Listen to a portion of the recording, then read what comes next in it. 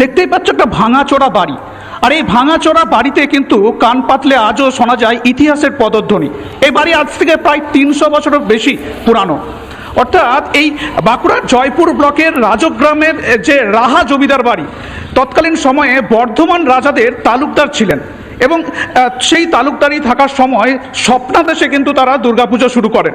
যেটা কথিত আছে যে এই রাহা পরিবারের একজন আদিপুরুষ তিনি পাতক ভ্রমণে বেরিয়েছিলেন এবং তখন তিনি একজন বাচ্চা মেয়েকে দেখতে পান এবং তাকে বাড়িতে নিয়ে আসেন এবং বাড়িতে নিয়ে আসার সাথে সাথে তিনি অদৃশ্য হয়ে যান এবং তখন থেকেই তারা পুজো শুরু করেন। অর্থাৎ দেবী দুর্গায় সেই ছদ্মবেশে এসেছিল এমনটাই কিন্তু তারা দাবি করেন এবং তখন থেকে এই দুর্গা পূজার পাশাপাশি এখানে গিরি গোবর্ধন মন্দির থেকে শুরু করে 17 চূড়ার রাসমঞ্চ একাধিক মন্দির কিন্তু প্রতিষ্ঠিত হয়। আমি এই মুহূর্তে সেই জমিদার বাড়ির যে দুর্গা প্রতিমা, সেই দুর্গা প্রতিমার ছবিটা কিন্তু তুলে ধরবো। অর্থাৎ অন্যান্য পুজোর সাথে জমিদার বাড়ির পুজোর কিন্তু স্বাদটা একবারে অন্য।